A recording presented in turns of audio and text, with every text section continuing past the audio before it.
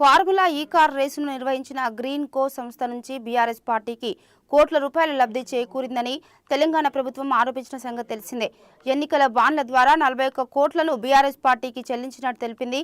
Quid ప్రోకోగా ఈ వ్యవహారాన్ని పేర్కొంది. ఈ నేపథ్యంలో బీఆర్ఎస్ వర్కింగ్ ప్రెసిడెంట్ కేటీఆర్ స్పందిస్తూ 2022లో ఎన్నికల బాండ్లను గ్రీన్ కో ఇచ్చిందని, 2023లో ఫార్ములా ఈ రేసు జరిగిందని చెప్పారు. ఈ కేసు కారణంగా గ్రీన్ కో నష్టపోయిందని, అందుకే ఆ మరుసటి ఏడాది స్పాన్సర్షిప్ నుంచి తప్పుకుందని తెలిపారు. ఇది క్విడ్ ప్రోకో ఎలా అవుతుందని ప్రశ్నించారు. పార్లమెంట్ ఆమోదించిన బాండ్లను అవినీతి అని ఎలా చెబుతారని అడిగారు. దేశవ్యాప్తంగా అన్ని పార్టీలకు వచ్చిన బాండ్లపై చర్చకు సిద్ధమని అన్నారు. రేవంత్ రెడ్డి ప్రభుత్వం తమ పార్టీపై దుష్ప్రచారం చేస్తుందని మండిపడ్డారు కేటీఆర్. వచ్చినాక మీరు నా లాయర్ రాకూడదు అంటే నేను ఇన్ రైటింగ్ ఇవ్వండి, లాయర్ రాకూడదు ఇన్ రైటింగ్ ఇవ్వండి, నేను ఉంటాను ఇక్కడ వెయిట్ చేస్తాను. రోడ్డు మీకు ఇక నా ప్రాథమిక హక్కులకు కూడా భంగం వాటిల్లకుండా చూసుకోవాల్సిన బాధ్యత నా మీద ఉంటుంది. అందుకే పోలీస్ అధికారులు అడిగారు, ఎక్కడన్నా లిఖితపూర్వకంగా ఉందా నా లాయర్ రాకూడదు, దయచేసి పెట్టే ఇవ్వండి అన్నాను. సో వారు సంప్రదిస్తున్నారు. నేను ఇక్కడ కేవలం ఇవాళ ఏసీబీ ఆఫీస్ పోయి మీకు ఏం ఇన్ఫర్మేషన్ కావాలి? ఇప్పుడు నన్ను వాళ్ళు అడుగుతున్న ఇన్ఫర్మేషన్ మొత్తం గవర్నమెంట్ దగ్గర ఉంది. నేను తీసుకున్న నిర్ణయం ఏదన్నా ఉంటే మినిస్టర్గా తీసుకున్నాను, గవర్నమెంట్గా తీసుకున్నాను. అట్లాంటప్పుడు నా దగ్గర ఉన్నదని సమాచారం వారు ఏదైతే అపోహపడుతున్నారో అదంతా మీ దగ్గరనే ఉంది. ఈ వాదన అంతా కూడా నేను ఆల్రెడీ కోర్టులో చెప్పాను. కోర్టు ఆల్రెడీ తీర్పు రిజర్వ్ చేసి హైకోర్టు మీద ఉన్న గౌరవంతో, చట్టాల మీద ఉన్న గౌరవంతో, రాజ్యాంగం మీద ఉన్న గౌరవంతో నేను ఇక్కడికి వచ్చానని చెప్పాను. వారు మరి ఏ కారణం చేతనో నా లాయర్ నాతో రాకూడదు అంటున్నారు.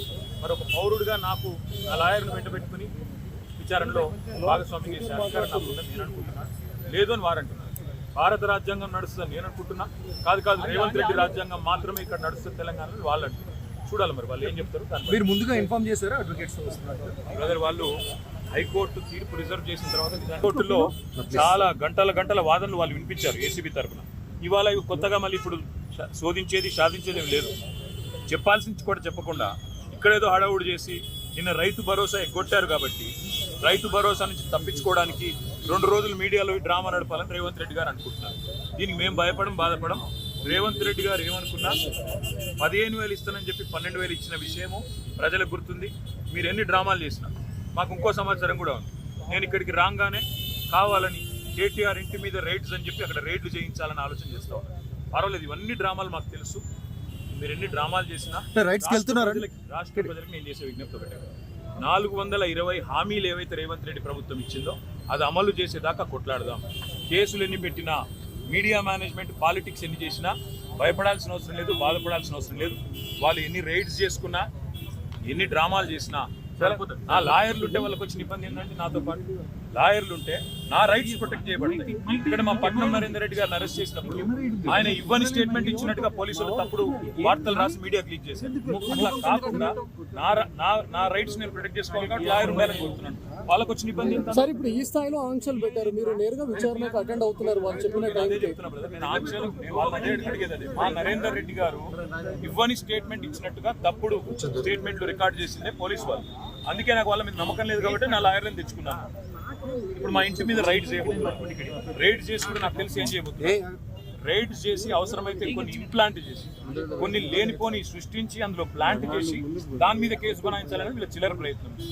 నేను చిట్టినాయుడు గారికి చెప్పేది ఒకటే, ఇవన్నీ డ్రామాలు చేసినా, ఎన్ని కథలు పడ్డా, ఎన్ని అక్రమ కేసులు పెట్టినా, నువ్వు రైతు భరోసా ఎగ్గొట్టింది ప్రజలకు తెలుసు, నువ్వు మాట తప్పింది తెలుసు, 420 హామీలు ఎత్తగొట్టింది ప్రజలకు అర్థమైంది. నువ్వెన్ని చేసుకున్నా తప్పకుండా నేను వదిలిపెట్టాం. ప్రజాక్షేత్రంలో తప్పకుండా మా హక్కుల కోసం కొట్లాడతాం. ఇవాళ నేను అడిగేది ఏంటంటే, మొన్న నరేందర్ రెడ్డికి జరిగింది, ఇవాళ నాకు జరగదని గ్యారంటీ ఏంది? నరేందర్ రెడ్డి ఈయన స్టేట్మెంట్ ఇచ్చినట్టు, కన్ఫెషన్ ఇచ్చినట్టు, అనవసరంగా నా పేరు చెప్పినట్టు లేనిపోని పుకార్లు వీళ్ళే సృష్టించిన పోలీసు వాళ్ళు మీడియాకు లీక్లు ఇచ్చారు. ఇలా నాకు కూడా అట్లే చేస్తారనేది నా డౌట్. రెండవది ఇవాళ నేను మళ్ళీ చెప్తున్నా, నేను ఇక్కడ రాగానే నా ఇంటి మీద రైడ్ చేయాలని చెప్పి వాళ్ళు ప్లాన్ చేసుకున్నారు. తప్పకుండా నా ఇంటి మీద రైడ్ చేస్తే కూడా అన్లయమని ఇరికిచ్చి రేవంత్ రెడ్డి గారు ఇచ్చిన 2 చిట్టీలు, అవసరమైతే ఇంకో 2 ఏమైనా సృష్టించి అని ఇరికిచ్చి కావాలని బదనాం చేయాలన్న చిల్లర ప్రయత్నం వాళ్ళు చేస్తున్నారు. నా హక్కుల కోసం తప్పకుండా నేను కొట్లాడతాను. న్యాయవాదుల సమక్షంలో ఎంక్వైరీ చేయాలని కోరుతున్నాను. తప్పే చాలాసేపటి నుంచి వెయిట్ చేస్తున్నారు, ఇంకెంతసేపు వెయిట్ చేస్తారు? ఏమన్నా చెప్తున్నారు? 5 నిమిషాలు చూసిన తర్వాత మరి పోలీసులు సహకరించకపోతే నా దారి నేను అంటే ఇప్పటివరకైతే ఏం చెప్పట్లేదు పోలీసు వాళ్ళు. మరి లిఖితపూర్వకంగా ఏం చేయట్లేదు, కానీ వాళ్ళు ఫోన్లు వాళ్ళు ఏదో మాట్లాడుతున్నారు పైకి. రేవంత్ రెడ్డికి మాట్లాడుతున్నారో, మరి ఇంకా డీజీపీకి మాట్లాడుతున్నారో, ఎవరికి మాట్లాడుతున్నారో తెలియదు. వాళ్ళు ఏం చెప్తారో దాన్ని బట్టి నా తదుపరి సార్ ఇప్పుడు అడ్వకేట్స్ అనుమతి లేదు అనేది అయితే నిబంధన లేదు కదా సార్? అడ్వకేట్స్ అనుమతి లేదు అనేది తప్పు. మొన్న పట్నం నరేందర్ రెడ్డి మీద ఏ కుట్ర అయితే వీళ్ళు చేసిండ్రో, ఆయన ఈయని స్టేట్మెంట్ ఇచ్చినట్టు పోలీసు వాళ్ళు ఏదైతే దొంగ స్టేట్మెంట్ సృష్టించి ఆయనను నన్ను బద్నాం చేసే ప్రయత్నం చేసిండ్రో అది జరగకూడదన్నదే నా తాపత్రయం. అందుకే లాయర్ ఉండాలని నేను కోరుతున్నా.